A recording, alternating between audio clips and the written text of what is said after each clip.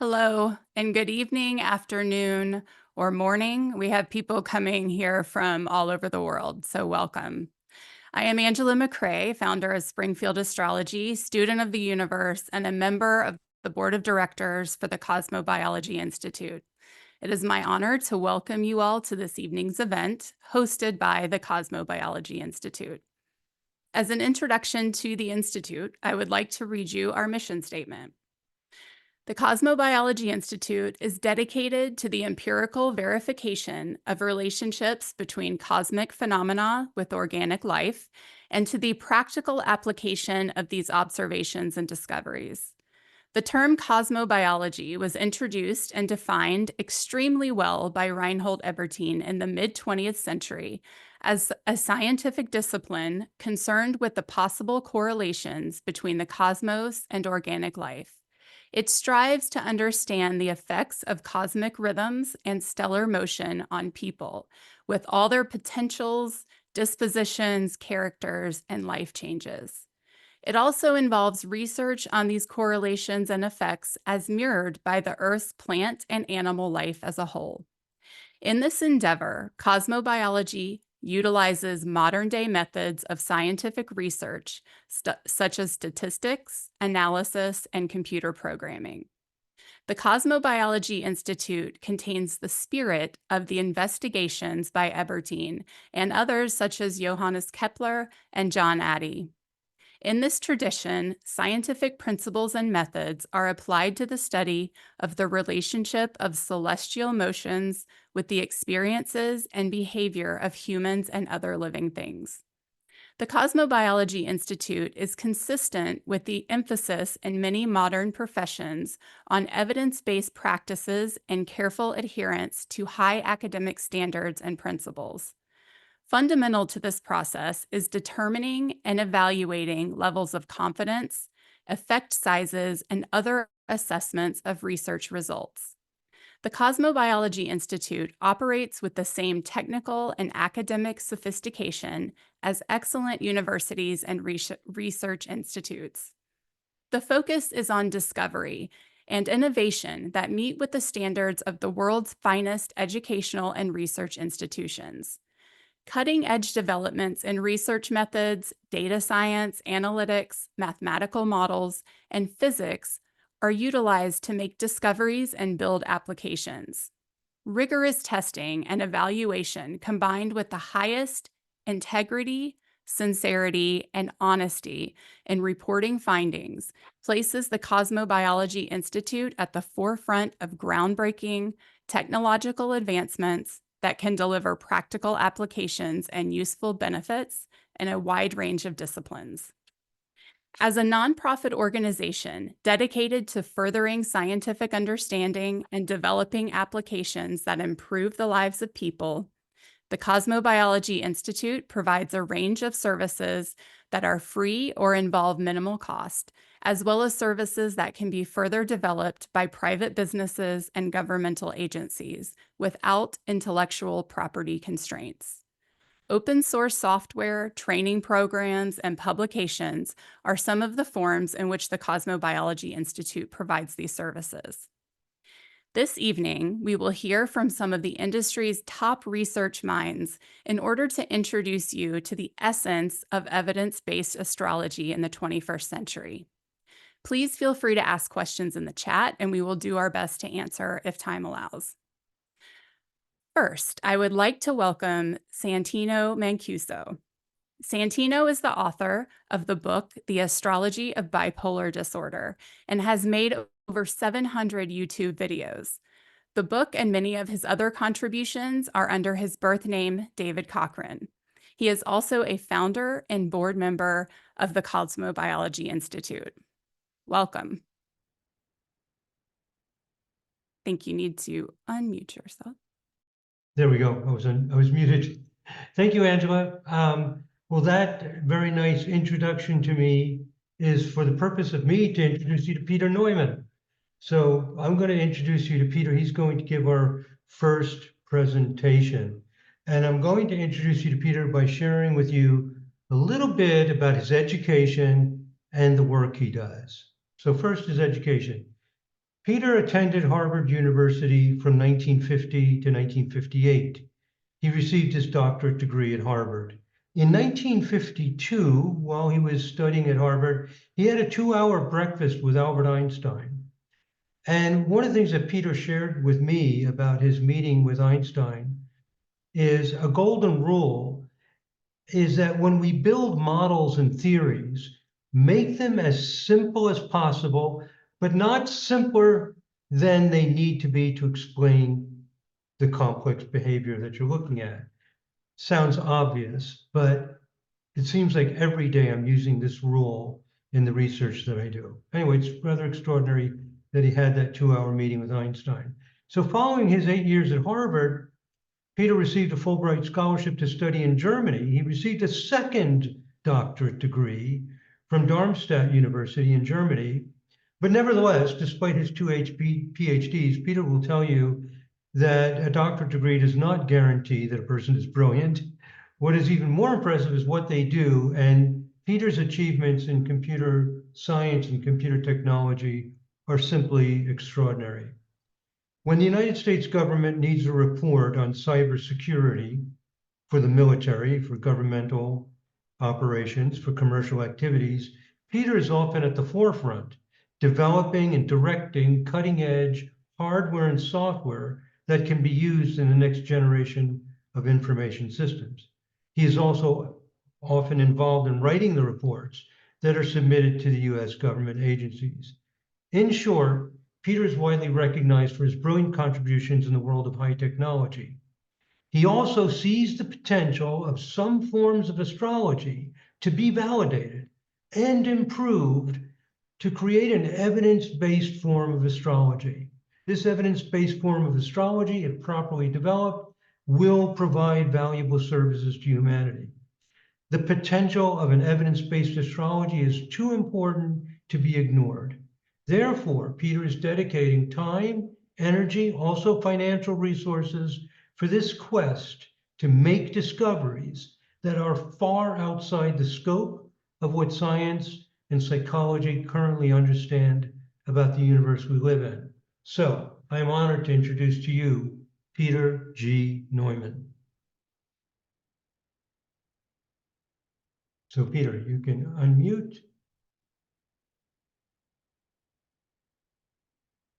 Are you still muted, Peter? Now I'm okay. Thank All you. right. There we go. Thank you, Santino. That was much too long of an introduction, but I'll try to be brief. My professional background in computer science really begins with the summer of 1953, 71 years ago, when I had a programming position for the U.S. Navy. My commitment to evidence-based research goes way back to my doctorate work in the 50s. And in the last period, I've spent 15 years on one project, which is now coming to fruition. Over 30 years dedicated to 3 major clean slate, trustworthy computer system developments. That means clean slate means that if you were to start all over again, what would you do differently? And you figure out that you'd like to do something that didn't work the last time you tried it. And I've been successful at that in these 3 different occasions. Our current computer system is probably the most principled system ever developed. And it has, it's called Cheri, or in French, Cheri, C-H-E-R-I. And it's an effort between SRI and the University of Cambridge. SRI used to be Stanford Research long ago. And I have been there since 1971, and almost all of the research I've done is in one way or another evidence-based. What we've done in the Cheri project is really to break new ground in hardware, software. Any C program that runs on Microsoft. Microsoft claimed that 70 to 80% of their security problems would vanish if they ran it on our hardware, which would prevent them from doing the bad things that they do. In addition, we have formal mathematical logical proofs that are specifications for the commercial version of this called Cheri ARM Morello. Actually satisfies critical security properties. That's something that never happened before, and is an example of, if you will, extreme evidence-based research. I don't expect the Cosmobiology Institute to go and do that kind of theory and formal proof, but I think the essence is roughly the same. Serious evidence-based research with open publications and detailed documentation, which would allow other researchers to replicate the same or similar results with their own analytics. My background for helping found the Cosmobiology Research Institute really began over 50 years ago, when I had many long discussions with a very, very dear friend, Helene Cushman-Woodman, who was a disciple of Reinhold Ebertin. And for most of her professional life, she actually studied Egyptian, Chinese, Vedic systems, and intuitively, without realizing that this was sort of evidence-based research, tried to practice exactly what fit the best with retrogression in principle. So that was an inspiration to me to be involved in the institute which we've created, and to rededicate the idea of evidence-based research to this particular field, which I believe is probably the most important thing that could ever happen to the field. So we'll see if I've overthought the thing, and we'll see how it goes. But that's it for me, and I'll go on mute. Thank you, Peter. Santino, please continue with your presentation. Obviously, Peter, you're instrumental to this institute, and we are very, very grateful for your involvement. You are muted. It wouldn't be a meeting without it. So Okay. There you go. Okay, we're now going to have a series of presentations by researchers. I will give the first one. I'm going to share with you my contributions to evidence-based astrology. So I have a PowerPoint, and I'm going to share my PowerPoint. Share. Okay, everyone can see that? We're all good? Okay, I am making 4 contributions to evidence-based astrology. Number one, tools and resources for research. If you're going to do research, you have to have some kind of software, some kind of tools to analyze the data. You need to have data. So one thing that I'm involved in is creating the tools for people to conduct research. And I've got it broken into 3 sections, and I will go into detail. I just want to give you first an overview of the general kinds of contributions that I've made. Developing tools and resources is number 1. Number 2, conducting research. And I've been involved in dozens of research projects. Some are collaborations with other researchers, some that I do by myself. I will list some of the research projects that I've been involved in. Third thing that I do is education. So spreading the news about how research is done, what the issues are. For example, I've made hundreds of tutorial videos specifically on astrological research, including issues with research methods, advantages, disadvantages, how to analyze the results, and the specific research projects. And the fourth thing is building a research community. Here we are, Cosmobiology Institute is my current way of building a community, because research always requires a community of people to peer review each other, to interact. And there are other research communities as well. I'm going to go through each of these 4 points quickly, and then I'll be done. So let's talk about the first point of tools and resources, specifically introducing new research designs and new research tools. Here's just an example. I could give many, many examples. Recently, over the last 10 to 15 years, in genetics research, they've started using extreme case sampling, and they've made some breakthrough discoveries using extreme case sampling. For example, they've discovered genes that are associated with obesity. I was beginning to use extreme case sampling, noticed that they're doing the same thing in genetics, read the papers. I wrote to the main author of a very important paper. That author wrote back, and we discussed the application of extreme case sampling for astrology research, similar to what's being done in genetics research. I got some very helpful information and a big support confirmation that yes, extreme case sampling can be important in astrology research. So this is an example of looking at developments in research methods in different disciplines, what can be useful. So at the bottom here is one of these important papers, an example of what kinds of research can we do, what's available. Just like any field in academia, things are evolving, changing, and developing. Another part of providing tools and resources is improving our understanding of the research designs. So recently, I developed an evidence-based astrology pyramid. Medicine, psychology, they all have what are called evidence-based pyramids. And I made one for astrology, and on the right is the pyramid that I made for astrology.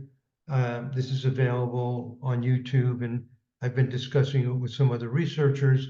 So if you do not have an evidence-based pyramid for your discipline, you really cannot initiate the fundamentals of an evidence-based practice. There are a lot of details involved. So another thing I'm involved in is developing this infrastructure of ideas and concepts to develop the evidence-based astrology.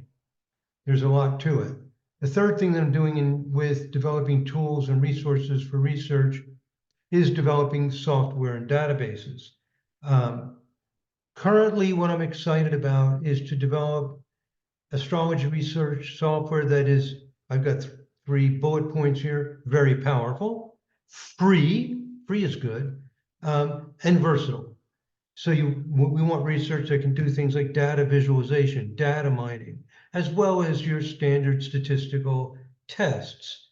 And there is a software program called R, if any of you researchers, you already know about it. And R is extraordinarily powerful, flexible, and free. And I'm developing what are called R scripts that can be used by anybody and making those scripts freely available. So this is an example of developing the tools. And as a nonprofit institute, Cosmobiology Institute is here to serve the community for the greater good. And this is very exciting part of developing the tools and resources. Now to go on to point number 2, conducting research. I listed here a long list of some of the research that I've done, reanalyzing Gauquelin data, extroversion, introversion research, gold prices, baseball batting performance, athletic performance, rock and roll musicians, marriage compatibility, accidents, bipolar disorder, etc. So lots of different research projects that I've been involved in. I just listed them, let you know in this introductory lecture what some of the people involved are doing. These are the kinds of things that I've been doing in research. The third point I made about what I'm contributing is education. So for example, I've made hundreds of tutorial videos on research, a total of 700 videos, about 200 on research, and constantly working on it.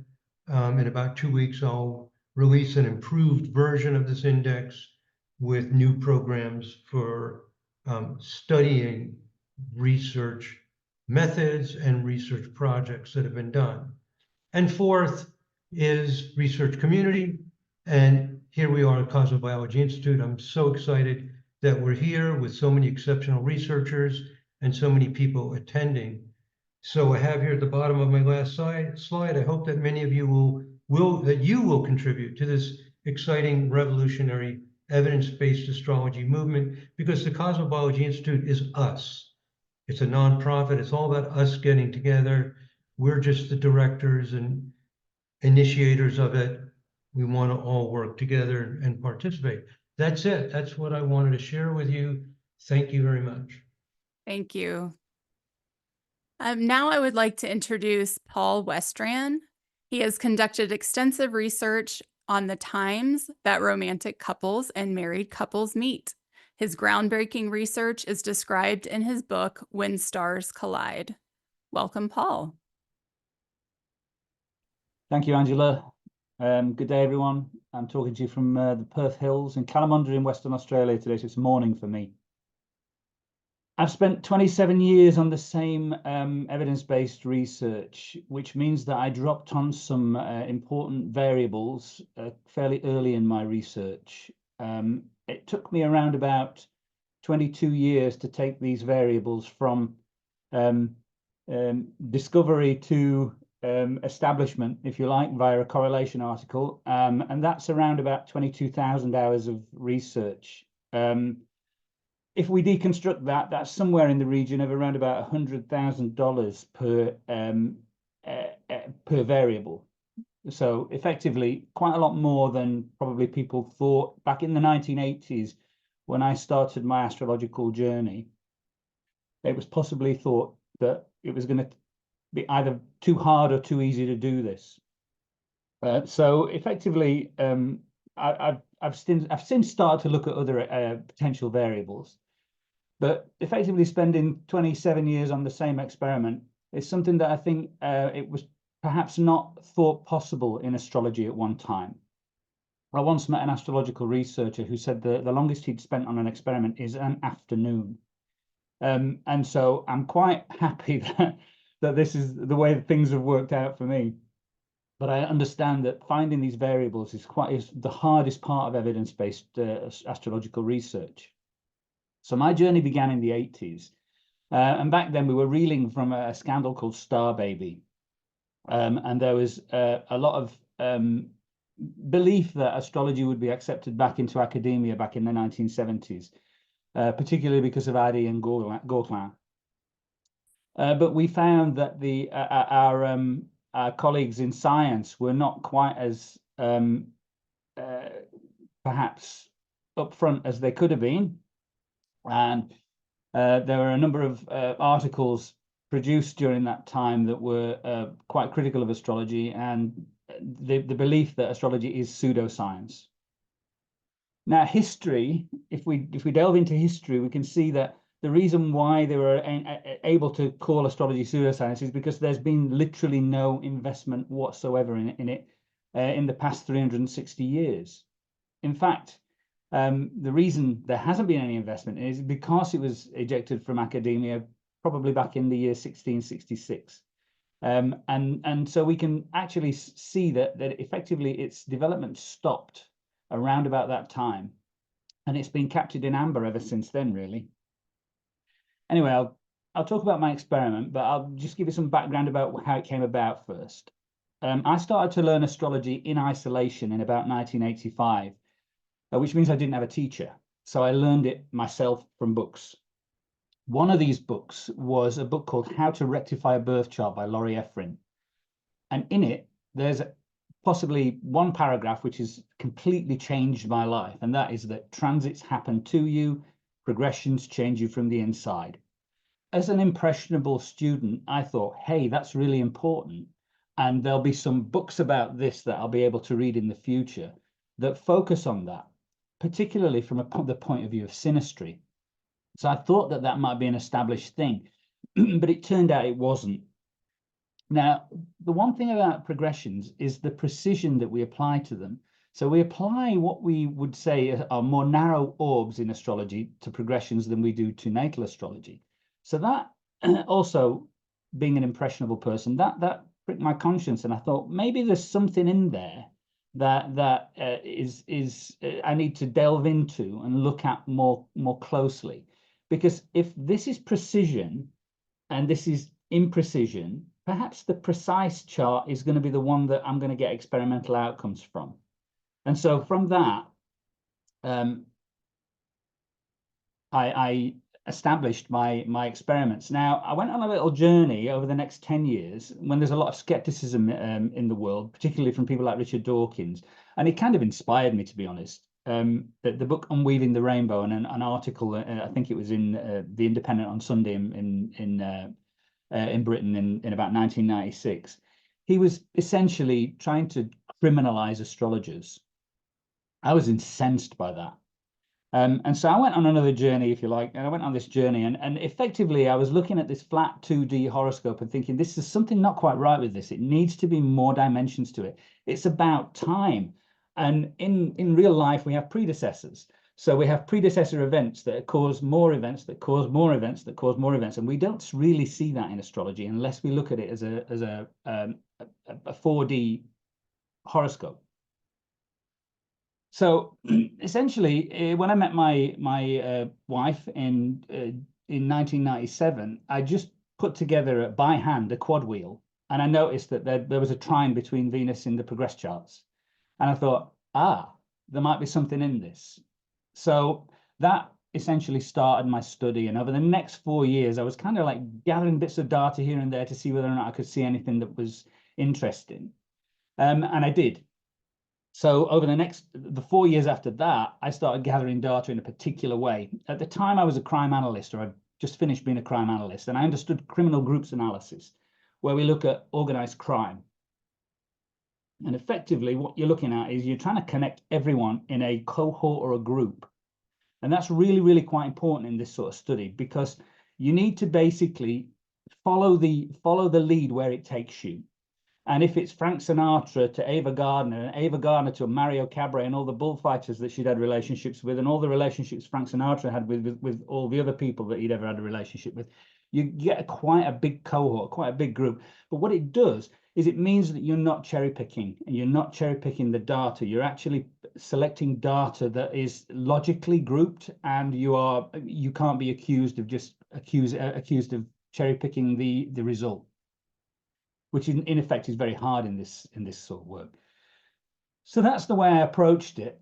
And effectively, it was a counting aspects exercise. But I was not counting aspects just between natal charts. It was between natal to natal, natal to progress to natal, and progress to progress. So we had 4 sets of variables to collect for every single chart. So when you're looking at, in my case, I gathered 1,300 of these relationships and looked and followed the data on every one of them. And you're looking at hundreds of thousands of variables. I got results for Sun, Venus, trines, conjunctions, and oppositions in very uniform ways. So basically, in all of those 4 categories, but really for nothing else, apart from a couple of Venus, Mars variables. So effectively, we got, excuse me, it was a manual exercise for me. I was doing this by hand, excuse me. We didn't have software that could calculate it in those days. I could use Kepler to do a single chart at a time, because you could do that. It was actually quicker for me to do it by hand and eye, which is, I've got 4 planets in Virgo and the ascendant in Virgo, so that's not too much of a problem for someone like me. I understand that that probably wouldn't be something that every other researcher would choose. So anyway, I found these peaks. I published a book called When Stars Collide in 2006, which told the story and introduced a new graph called a collision graph. And this subject is now called progress synastry. But I kept gathering the data. I kept gathering data after that. Then we were introduced to skeptics. So Messrs. Dean, Smith, Nias, and Mather asked to look at my results. And so in about 2014, I presented all my data to the skeptics. And they absolutely tore it apart in that they took out most of it and then commented on about 1/3 of the data.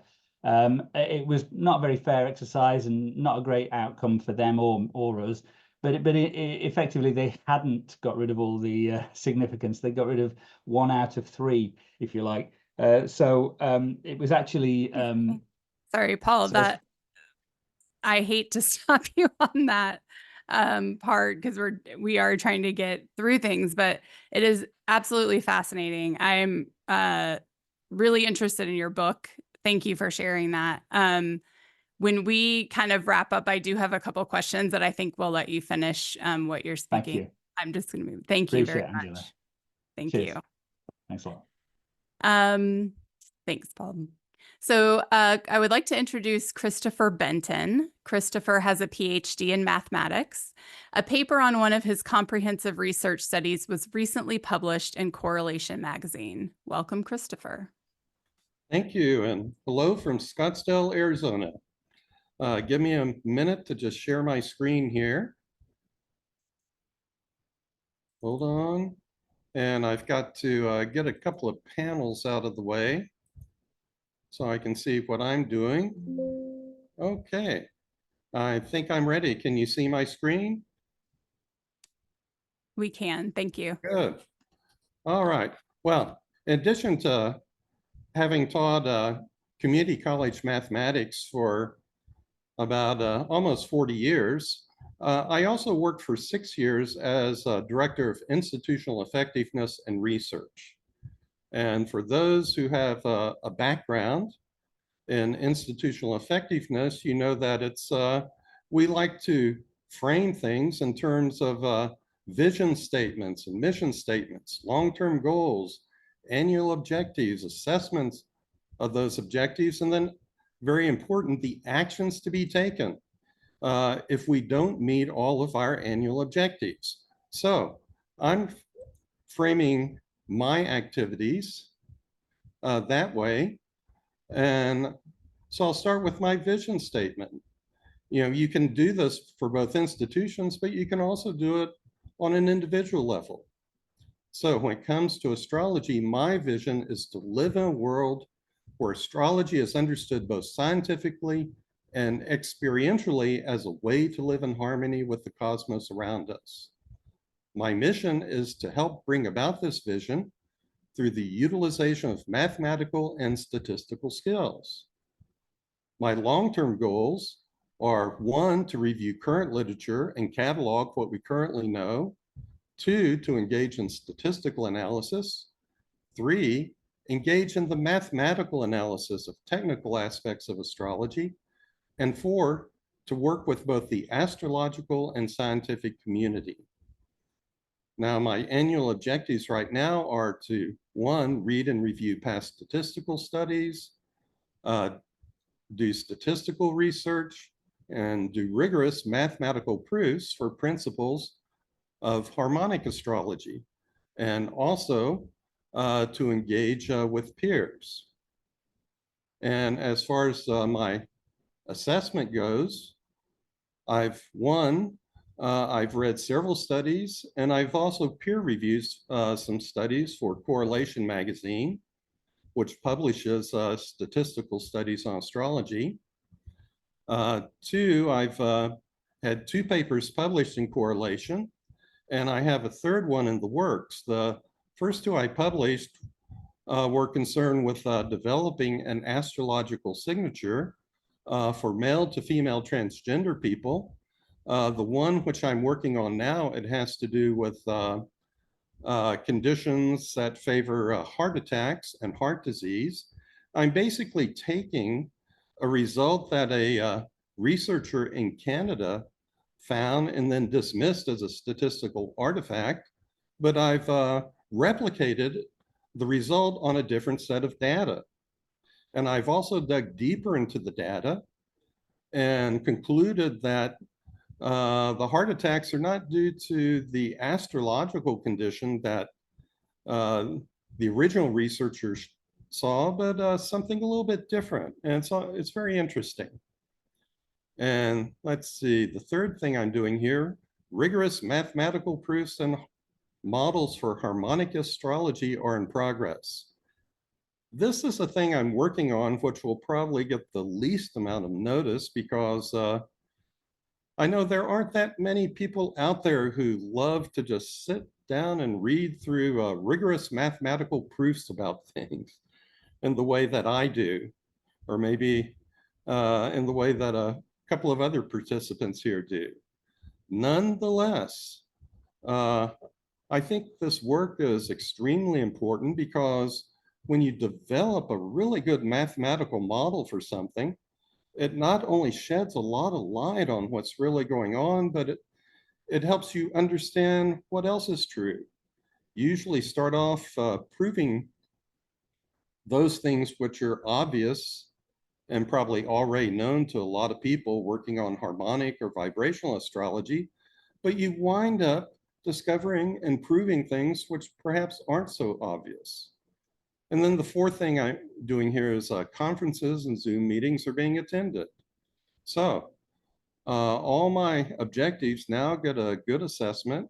So as far as actions taken, no corrections need to be made. I just continue with the current objectives. And notice that when you set up this kind of framework, all of these things at the bottom, they feed into what's up above, ultimately helping to realize the vision. And here's my last slide. I'll go through this quickly. You can also do, either for an institution or for yourself at any time, what we call a SWOT analysis. And SWOT is just an acronym that stands for strengths, weaknesses, opportunities, and threats. For myself, my strengths are that I've got a good knowledge of Western astrology, statistics, and advanced mathematics. My weaknesses, well, my skills in the software program are fair, but they could be better. You know, I'm nowhere near as good in R as Santino is. And of course, there are always more statistical techniques to master. Opportunities, well, the internet has made it much easier to gain knowledge and collaborate with peers around the world. And other scientific disciplines are also discovering astrological effects. And with the internet, it's a great opportunity to discover those things and collaborate with others. The threats, though, well, we've got many non-astrologers that still dismiss astrology out of hand. Scientists who are non-astrologers. That's a threat. Many of the available large databases are still incomplete. There are databases out there with tens of thousands of horoscopes, and yet there's still gaps in those databases, and those gaps can result in an unintended bias of one sort or another. And lastly, a thread is that many of my fellow astrologers still lack the quantitative skills needed to make astrology a recognized scientific discipline. Over the past 100 years, there's been tremendous development of psychological astrology. And I think there are many astrologers out there who are really good counselors and are helping lots and lots of people. But not so many of them have the kind of quantitative skills we need to make astrology a scientific discipline. And we need more people with those skills, because those who do have a good background in statistics and mathematics, we need to stand on their shoulders. We need their help also. So that's the end of my presentation. So let me stop sharing my screen real quickly. Thank you, Christopher. There's some definite feedback in the chat that people love the SWOT analysis. So I think that is fascinating. I look forward to, hopefully we can get your slides and be able to email those out to everyone as well. No problem. Perfect. Okay, I would like to now introduce Glenn Mitchell. Glenn holds a PhD in political science with a specialization in statistical research methodology. He has been a practicing data scientist for more than 30 years, with many peer-reviewed empirical research articles, receiving more than 2,000 citations. Thank you, Mitch. Welcome.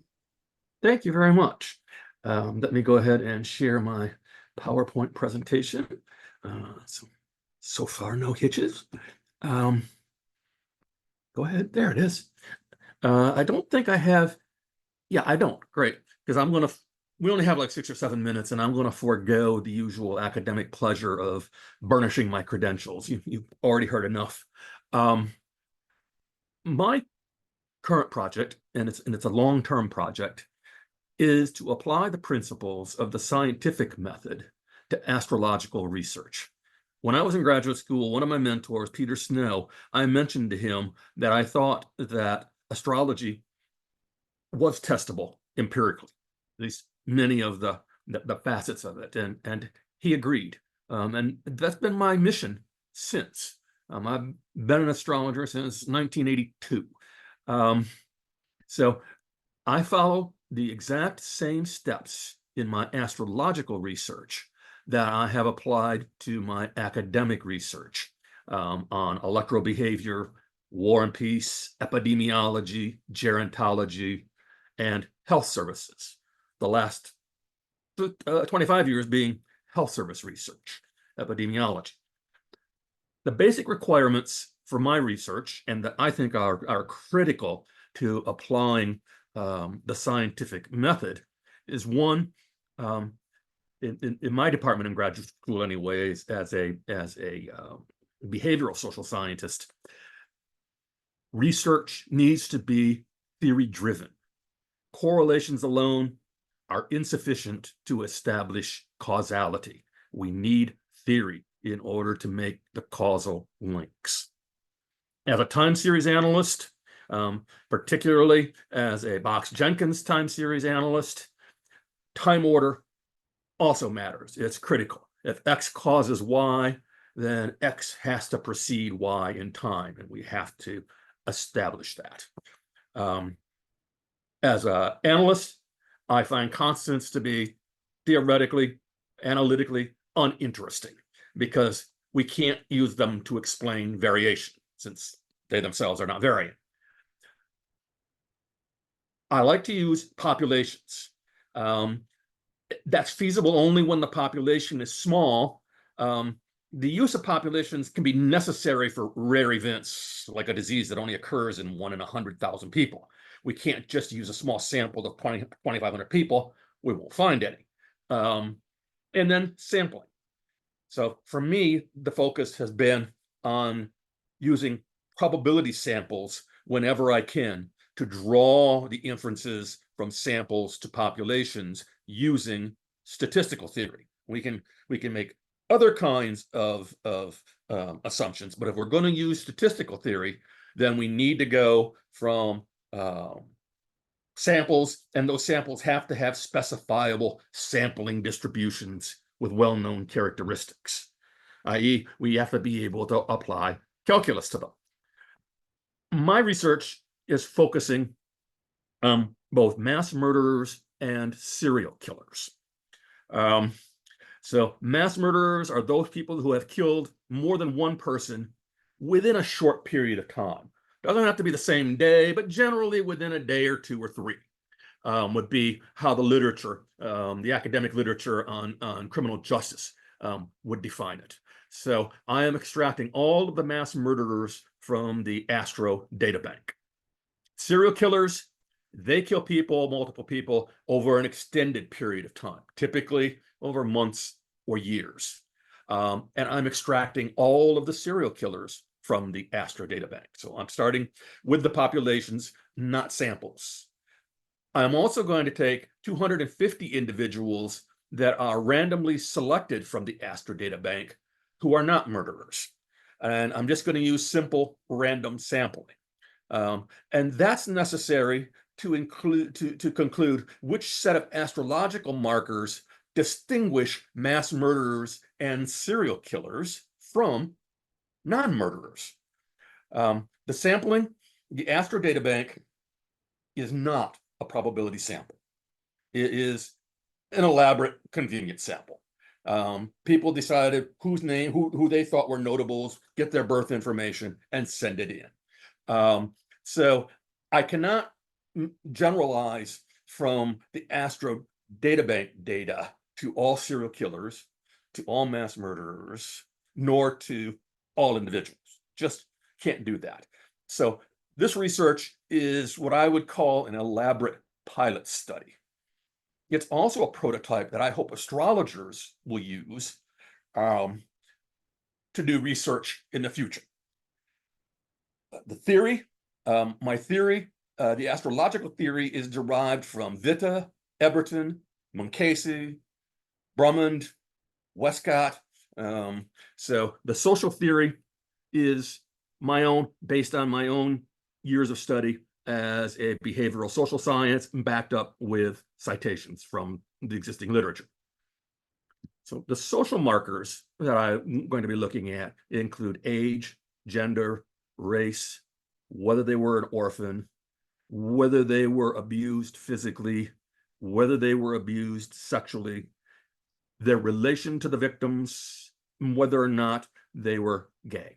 The victim markers are male, female, children, aged, prostitutes. The methodology markers are shootings, stabbings, bludgeoning, strangulation, poison. The special circumstances markers are school, rape, were they beaten, the victims tortured, dismembered. My research relies heavily on dials, midpoints, and vibrational astrology, harmonic astrology, Addy, Skinner, etc. Cosmobiology decided to forego dials, and I've had many conversations with Albert Kimmel. I still find dials to be extremely helpful, and particularly for this research, because I need to be able to see at a glance hard aspects, because that's what my focus is on, is the hard aspects with particular patterns between the planets in charts. And so I have, for a given individual, I produce dials for the sun, the moon, the ascendant, etc. So there are about 15. No, there's more than that, because I also include asteroids, 10 asteroids, 10 or 11 asteroids. So they're more like 25 charts. And I have them for the natal. I have them for the transits. I have them for secondary progressions and for the combination of transits and secondary progressions. So on a given individual, I'm compiling about 100 pages of information in an individual PDF for each individual. So that's why I'm limiting my sample, my control sample, to 250. I want to complete this before I expire from this planet. As I mentioned, the research relies heavily on midpoint analysis. That's what dials do. They help you very graphically see midpoints, and particularly midpoints to hard aspects. And then again, as I say, on harmonic aspects, particularly the fourth harmonic, the 16th, etc. So that's what I'm working on. Did I get there in 6 or 7 minutes? You Andrew? did. Great job. All right. Also, Sorry some if I spoke too fast. no, perfect. Some very heavy work you've been kind of diving into, though. So we look forward to taking a look a little bit more. And we do have your slides that we'll be sending out too. So we'll have some of that information as well. Great. Thank you. Thank you, everyone. I would like to introduce Giselle Terry.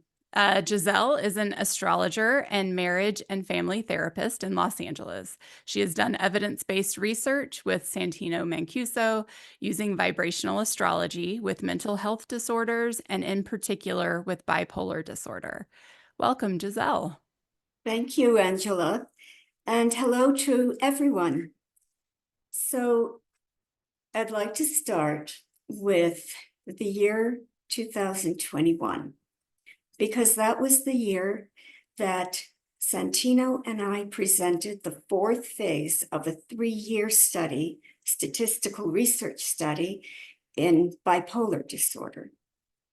And in the process of doing that study, we were able to demonstrate statistical significance with a model that we built for bipolar disorder, which we tested over and over again, both with the test database that we used to build the model and with an additional database as well. So what I want to go through right now are just the steps that we took to build the model that gave us these results. It started in 2019 with, I would say, curiosity. Santino and I were interested in knowing what kinds of patterns would emerge in the charts of 25 of my patients who had a range of mental illnesses, You know, they had depression, anxiety, PTSD, addiction, bipolar disorder. Specifically, what we wanted to find out is, might people who had the same diagnosis also have similar or the same astrological patterns? It was so interesting. We actually did find that people with the same diagnosis had similar patterns. But the important thing about this phase 1, is that this was the case study analysis. At this point, there was no hypothesis, there was no theory to try to fit anything into, and there was no intention to study bipolar disorder. So it was just looking at cases and analyzing them and obtaining information that did give us fertile ideas for a direction that we might choose to go further in. Later in 2019, I thought about it. I thought about bipolar disorder, and it occurred to me that bipolar disorder would be such an ideal disorder to study through vibrational astrology. And the reason is this, and some of you may already know, bipolar disorder is a mood disorder, and it fluctuates between very extreme, definable moods. Even if it's a spectrum disorder, there are variations, but you can define the moods with specific symptoms that to me felt absolutely translatable into aspect patterns in vibrational astrology and the harmonics that might go with them, the vibrations rather than might go with them. So I presented this to Santino, and we began the second phase of our research, that being exploratory research. In the Sirius program, there is a section devoted to exploratory research. Santino and I already, by this time, expected what we might see, because we already knew from the case study analysis, for example, that my patients who were very depressed had combinations of Moon, Saturn, and especially Moon, Saturn, Pluto. This is just an example. But Moon, Saturn, Pluto, for example, appearing in quite a number of charts is a severe depression. So, and that the seventh vibration might be the appropriate vibration for explaining and containing this quality of internal, introspective, major depression. So that is what we anticipated. We also anticipated that we're going to see some aspects related to mania, Jupiter, Uranus, Neptune. So we created a sampling database. We took some people from the Cochran database who were part of the bipolar database, 972 people, but we just took a few of them. We took some from my own 25 patients that we did the charts for. We took some from other people in none of the Cochran databases, but who had A ratings for birth data. We entered them all in, and we watched to see what was going to rise to the top. And in almost all the cases that I was projecting, and Santino also, you know, there were some vibrations that didn't make the mark. Not vibration 19 just got tossed. But it was very clear in our sampling that vibration 7 with Saturn prominent, vibration 8 with Saturn aspects dominant, vibration 11 for the instability of mania, and vibration 13 for the megalomania, the grandiosity that comes with mania, many other impulse driven, reckless behavior. There are lots of other mood states. And from there, Santino began to create an astro signature.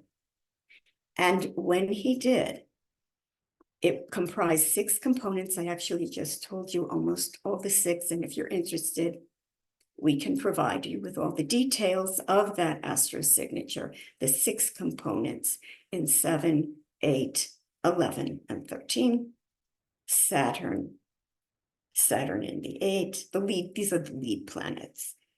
Jupiter, Uranus for the mania in 11, Jupiter in 11, and 13 for the grandiosity. And Sun, Moon, and Leo. And I'm just going to say this. If any of you have the aspects that we found in our astro signature that correlates with bipolar disorder, it does not mean you have bipolar disorder. It's the way the whole thing interrelates. It's the way everything interrelates.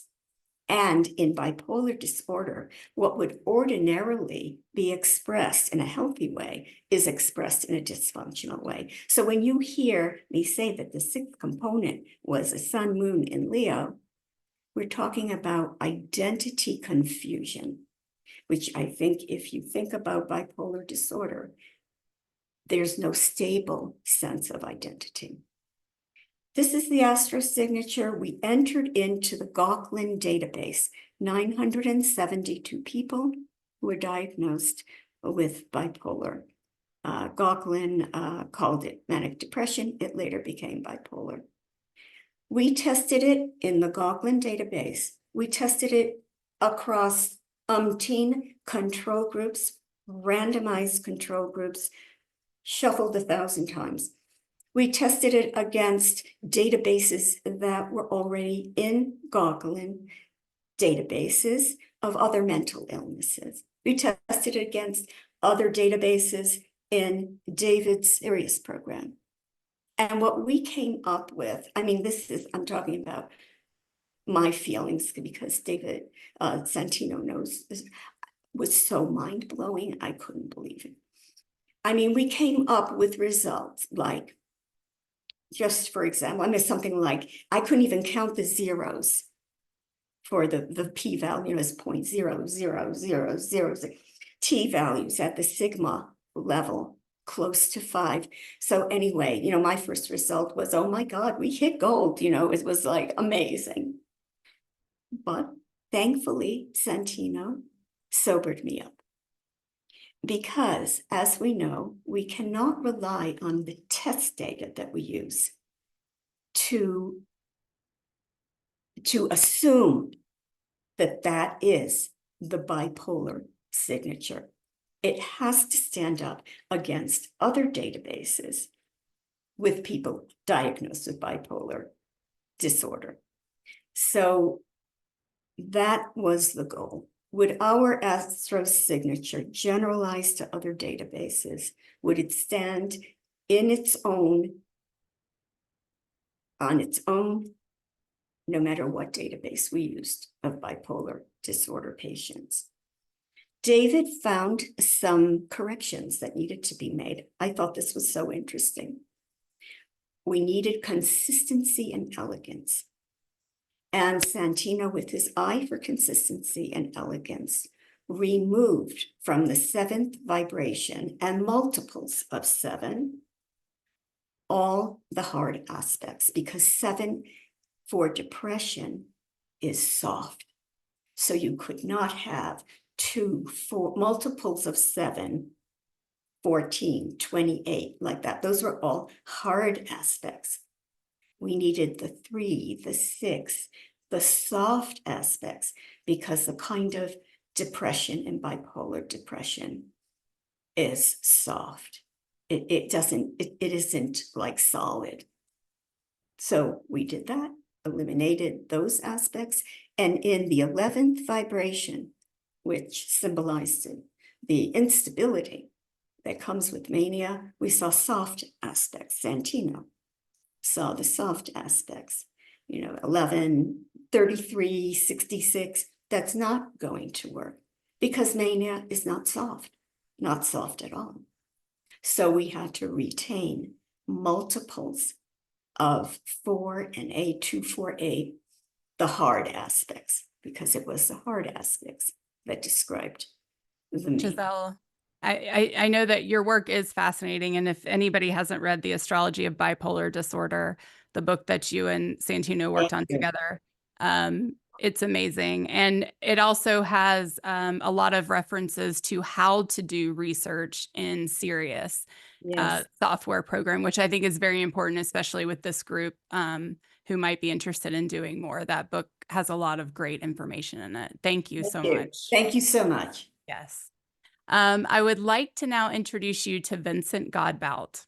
Vincent is a mathematician, software developer, and astrology researcher. He has published 7 articles in the Correlation magazine. He is also on the board of directors of the Cosmobiology Institute. Welcome, Vincent. Welcome. I'll share my screen first.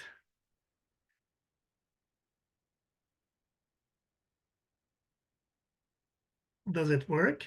It does. We can see it perfectly. Thank you. Astrolinguistics. Good evening, everyone. A linguistic approach to astrology. In 2008, I created a probabilistic stock market model predicting the SP 500 using astrology, analyzing over 20,000 stock daily quotes and hundreds of astrological factors. Initially, this model using linear multiple regression predicted market trends successfully for a year, but it eventually failed. This led me to put research aside to focus on practical aspects of astrology, developing an astrological expert system in 2010, which was integrated 5 years later into the Master Expert software. This expert system helps interpret charts by treating astrological information in a new way. Astro Expert System includes a corpus of thousands of keywords. This led to a linguistic approach to astrology, astrolinguistics. Compiling interpretation from 25 prominent astrological authors, I created interpretation for thousands of combined factors, cross-referencing meanings of planets and signs with planets and aspects. Aberton's midpoint interpretation also were included. The system uses keywords from these factors as building blocks for its synthesis algorithm, assigning them scores based on their frequency in a chart. The more a word is repeated, the higher its score. The probabilistic rarity of getting a repeated message is thus a measure of significance. I first published this concept in Considerations Journal in 1988 to quantify significance using probability. The journal was edited by late Ken Gilman and my dear friend, late Axel Harvey. For each chart, the expert system generates a weighted list of words. Here's an example with Kepler chart. You see the list in order and weighted. The yellow, excuse me, in 2016, I saw the potential of the expert system for fundamental research. Here's some examples of my research. I sought to replicate Carlson's famous matching test, a key argument of the anti-astrologers. Automation was used to counter skeptics' claim that any truth in astrology could be attributed to human ESP, which academics takes more seriously than astrology.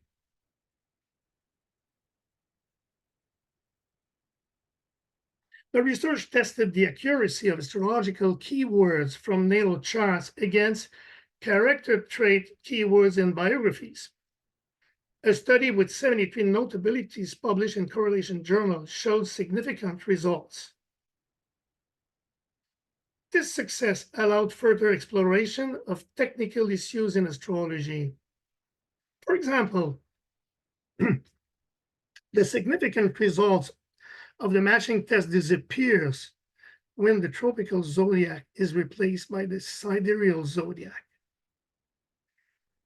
With this type of whole chart approach, we can evaluate the individual factors' quality by testing their impact on the test performance.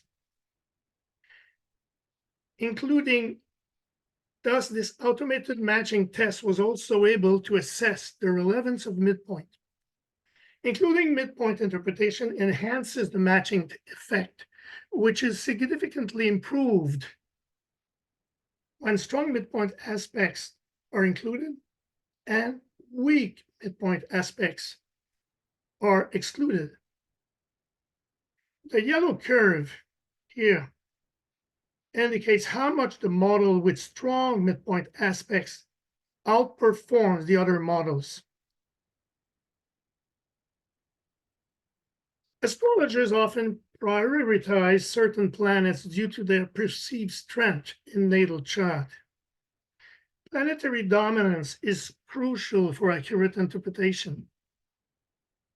By comparing keywords from Astro Expert System with biographical keywords of 189 notabilities, we develop a protocol for determining planetary dominance by automating matches between birth charts and biographies, yielding highly significant results. This research was done with my friend Vital Cochran, astrologer and researcher.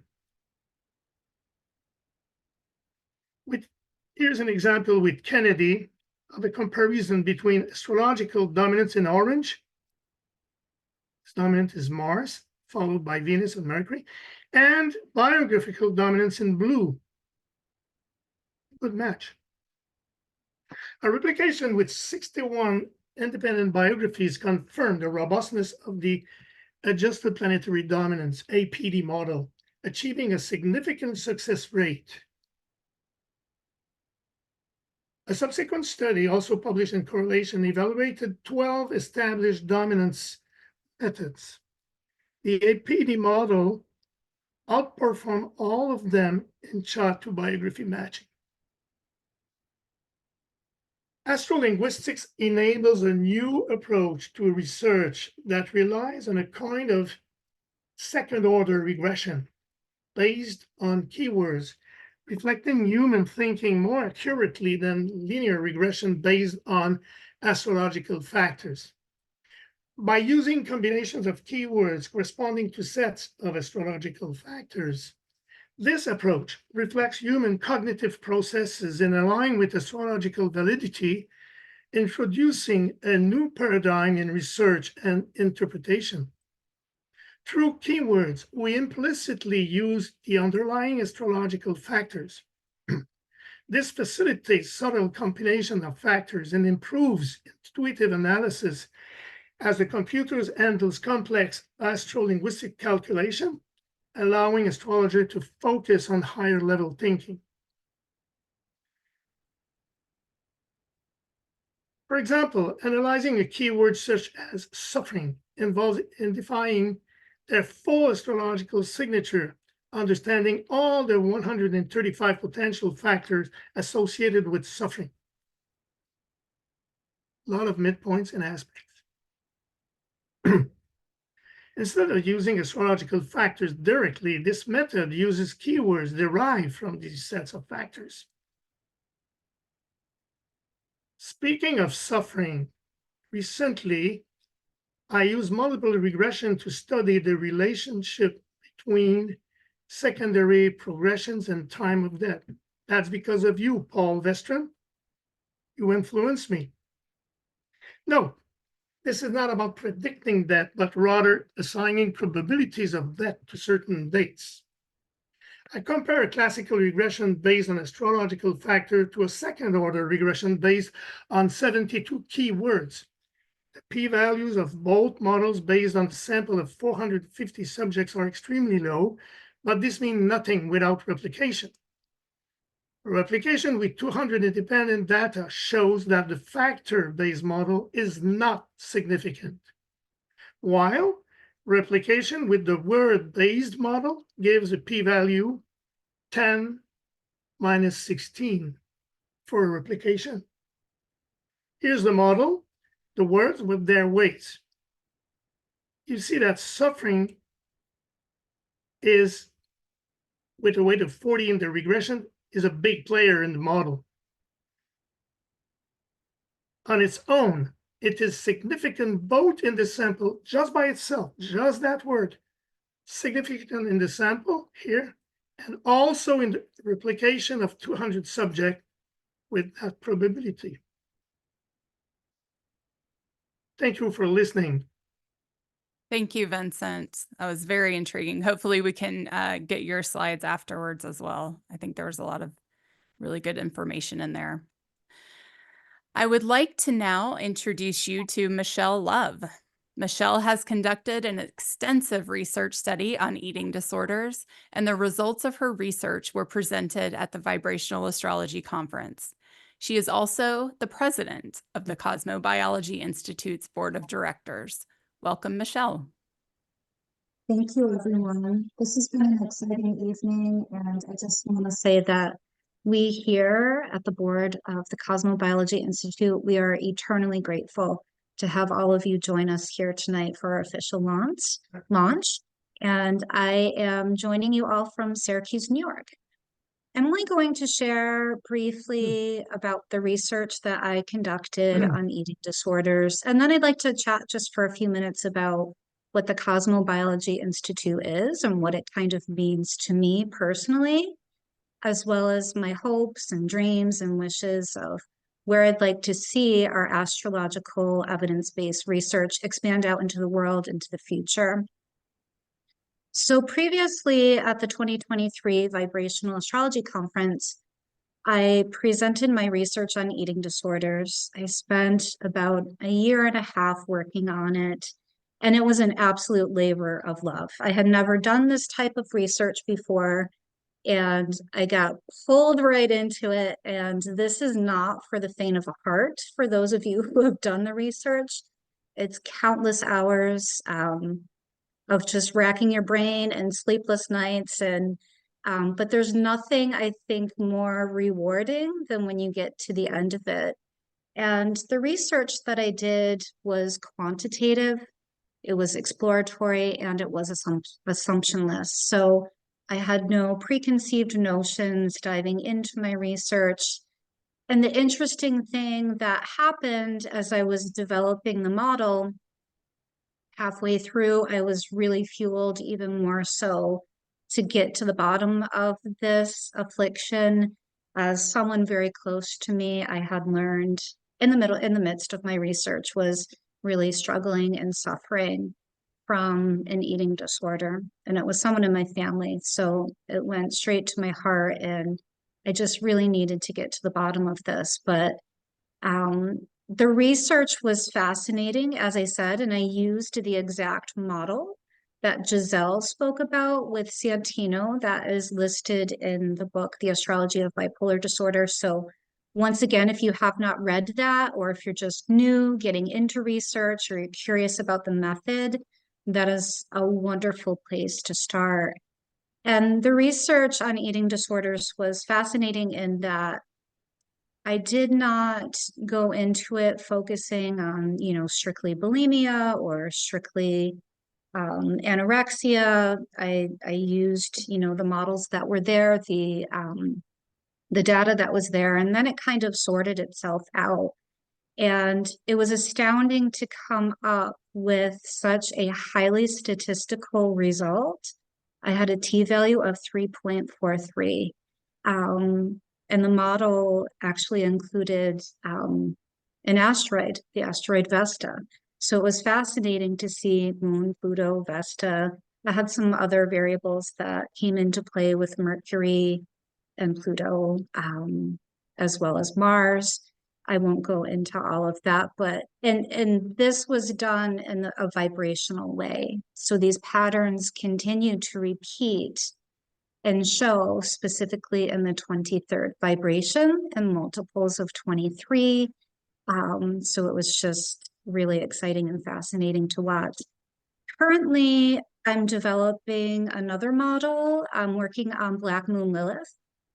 And this has been fascinating as well. If you are a researcher and you spend hours, I tend to, dump a billion hours into research, and then I'll back off and take a break for a couple of months, or, because my brain's fried and I'm trying to come back to center. But I've dove back into Black Moon Lilith. So I'm researching that, and I'm researching the true Black Moon Lilith, the oscillating. And in addition to that, now I'm into Black Moon Lilith, so now I have to look at the Priapus. So that's my current research that I'm working on, in addition to some other things within the Pleiades, because everyone's fascinated by the Pleiades, right? But with Black Moon Lilith, this is really curious and interesting too. And I may be ridiculously unpopular by the time this research is complete, because the findings that I'm coming up with right now aren't what we typically always hear about Black Moon Lilith. So I'm excited to get to the bottom of that. So we all know, us as humans, we've all been captivated by the celestial sky, since the beginning of time. It's influenced our work, artists, poets, musicians, the entire species of humans. But here at the Cosmobiology Institute, we're exploring a new frontier. So this is a new frontier of knowledge by combining our ancient wisdom with our cutting edge technology.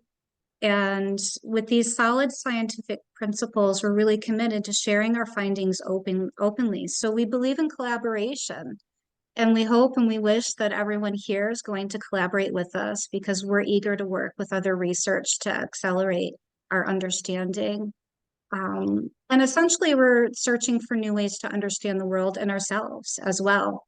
So we know that evidence-based research is the compass that is guiding humanity toward a brighter future. And I really firmly believe that.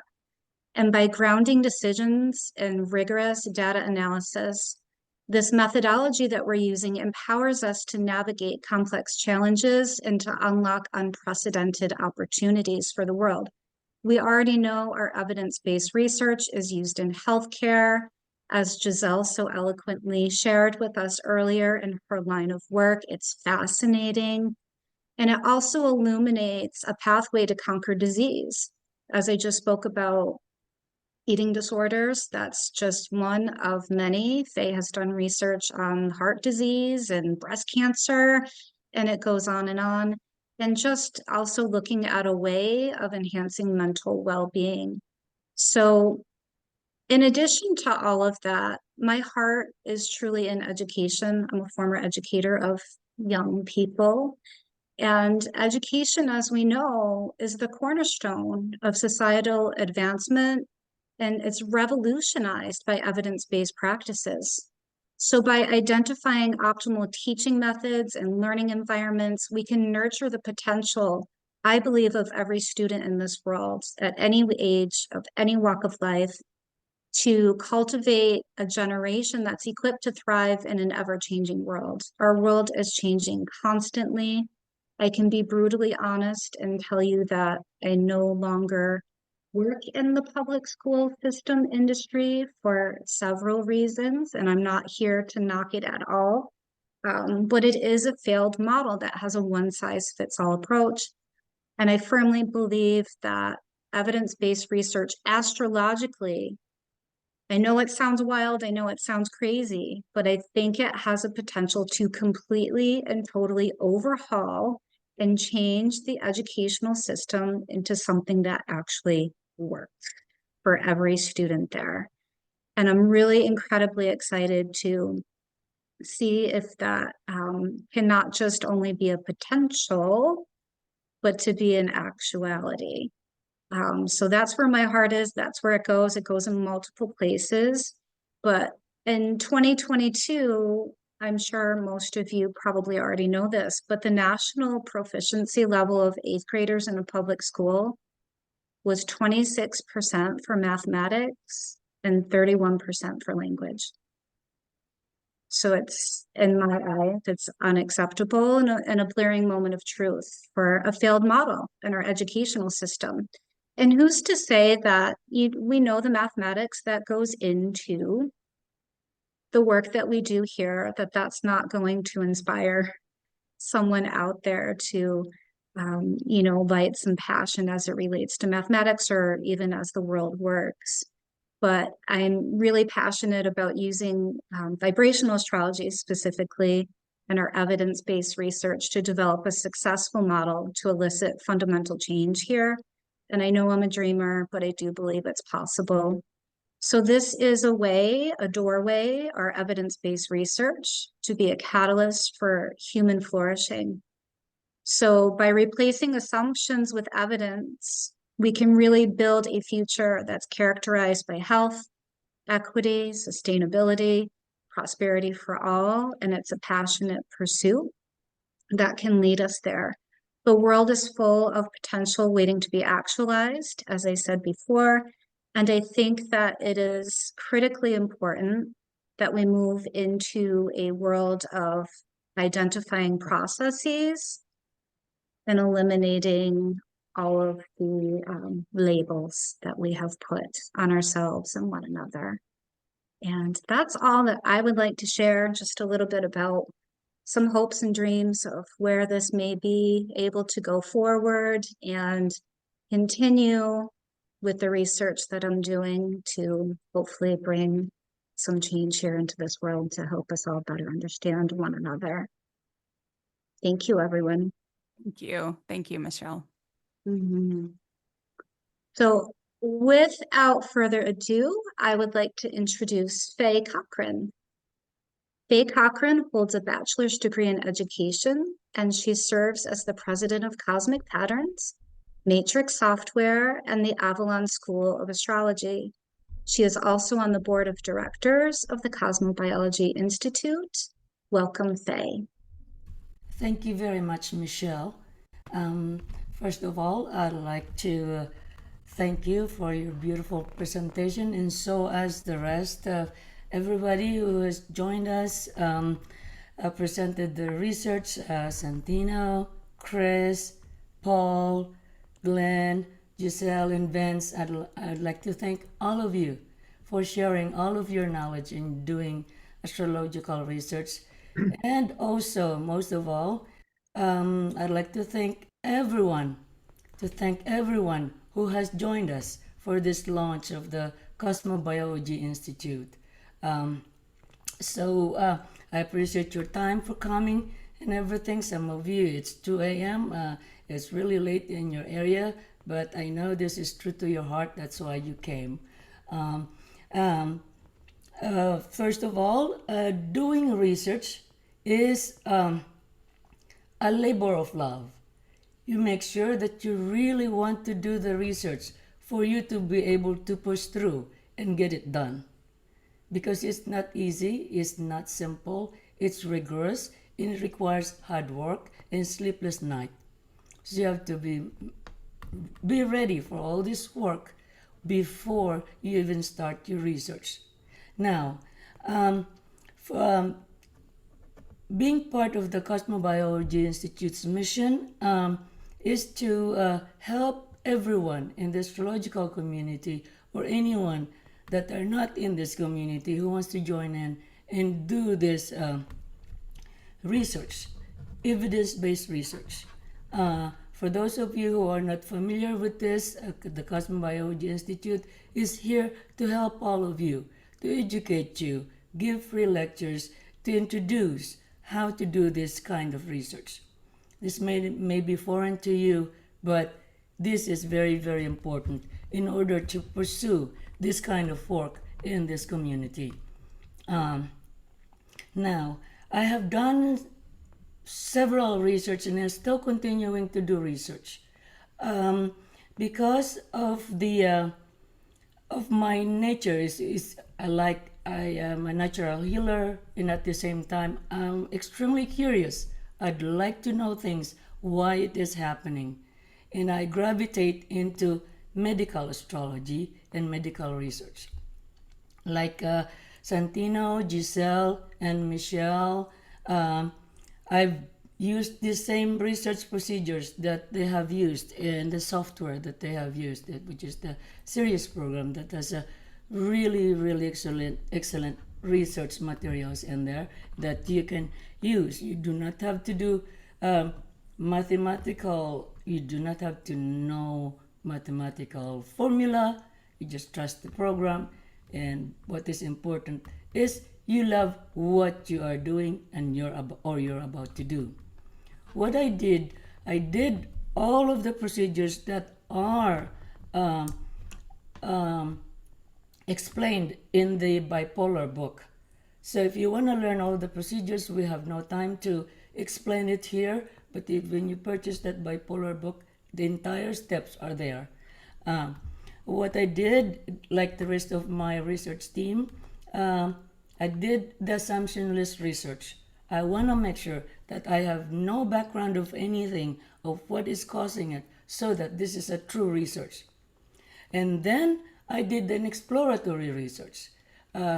So this words may be foreign to all of you guys, but it is in the Cosmobiology Institute website with the rules and regulations in there. It is explained in there. You can download it, or we can also send you some information later. Now, after doing the assumptions-less research, I followed through with exploratory research. With exploratory research, you combine all of the people that has, I started with heart disease, that has the heart disease, and then you collect all of those people, hundreds of them, that you study. What do they have in common with and everything. After doing this exploratory research, I went on to the extreme case sampling. These are all together in one research, so that I can prove or find the astro signature for what is causing the heart disease and the breast cancer. So heart disease and breast cancer is prominent in my family, so I gravitated on that. So with the heart disease, it was mind-boggling, and it was really, really eye-opening for me. I cannot explain it here. We have not enough time, but if you're interested, I'm happy to share you my breast cancer and heart disease research. I'll send you the link, the video of the presentation at the conference. I presented the heart disease study, which I did for more than a year in the Vibrational Astrology Conference 2022. And after that, I got really hooked. I did the breast cancer research, and that took another year.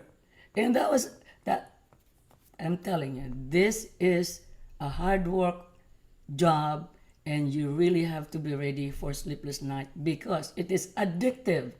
Once you find the result, the p-value is 0.001, you can keep going and going and going, and that causes you to lose sleep. Yeah. So it's addictive. It's worse than drug. You don't have to be drunk. You don't have to do any of these drugs, but this is really fascinating. So make sure you're ready for this. And if you are really interested in doing this, the Cosmobiology Institute will be giving free seminars on how to do all this research, and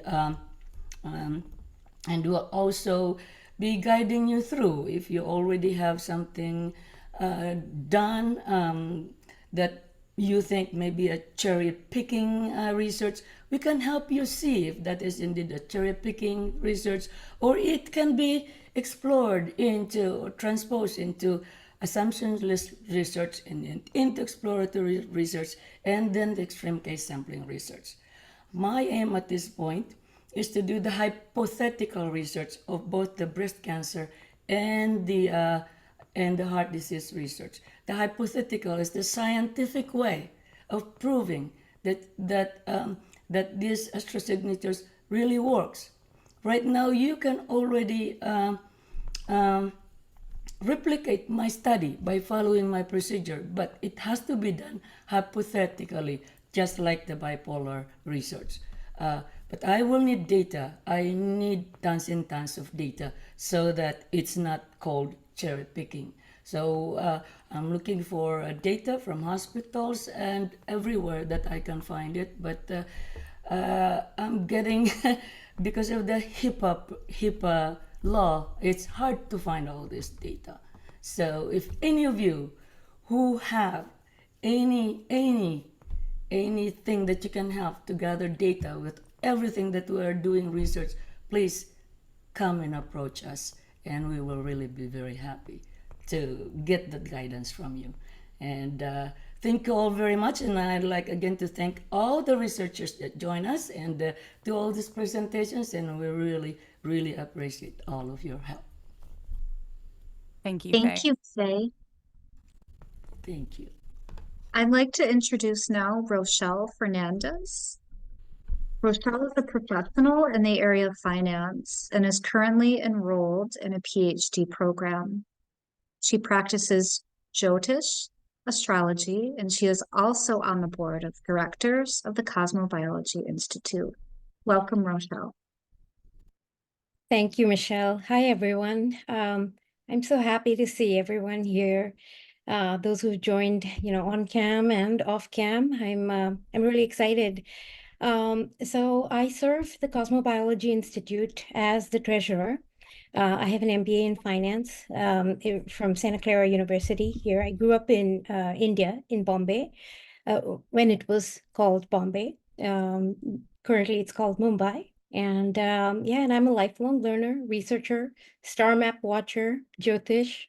I feel very passionately about evidence-based research. And so when I saw the work that Santino was doing, I approached him because as this group was beginning, wow, was it a couple years ago now, or a year and a half back? And I volunteered as treasurer here. My goal, really, my vision for this organization is to see this organization grow its reach and its influence, to expand our research, to make it the one-stop shop, so to speak, but a one-stop where folks can come for the best data that is vetted, evidence-based, and really the premier source and one-stop for evidence-based studies in astrology, and not well in astrology and these these all this research that everybody is doing here, from health conditions to personality disorders and so much more. So I'm just really excited to be here, and that's my vision for what and my hopes and dreams, and yeah. Thank you, Rochelle. We Thank really you. appreciate your help on the board. So there's been a lot of positive feedback in the chat. We are 6 minutes over, and I promised I was going to get you out of here on time, but we appreciate you staying. I hope you are all excited about this movement towards evidence-based practice in astrology, along with the further rigorous study of the how the universe of the energy of the universe affects us here on Earth. At the Cosmobiology Institute, we are looking forward to setting up quarterly online events, research committees, and other programs to develop education initiatives. We are hoping that those of you who are interested in moving these endeavors forward will take the time to visit cosmobiology.org and review our research guidelines, as well as volunteer where you feel most comfortable. There will be a quick survey after this meeting ends. Please take a moment to fill it out so that we can keep you informed on future announcements.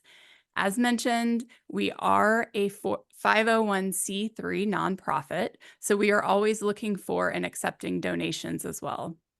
Please email us your questions at info@cosmobiologyinstitute.org. You are all invited back to our next gathering on October 4th, where we will dive into the questions that you ask, and start announcing committees and projects. So please mark that on your calendar. We will be sending out more information.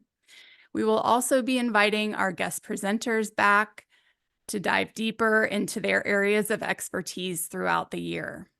Thank you all very much for being here, and thank you so much to our presenters. This was just a short peek into your work, and it is all fascinating. I personally look forward to diving deeper into what you are all doing in the future. So thank you so much. A link to this recording will be sent over the weekend, and we will also be sending out longer biographies of our presenters and slides as we have them. Have a wonderful evening, morning, afternoon, wherever you may be. We've had people from all over the world here, Japan, Australia, lots and lots of places. It's truly an honor. Have a wonderful day, and we look forward to seeing you on October 4th and after that. Thank you so much.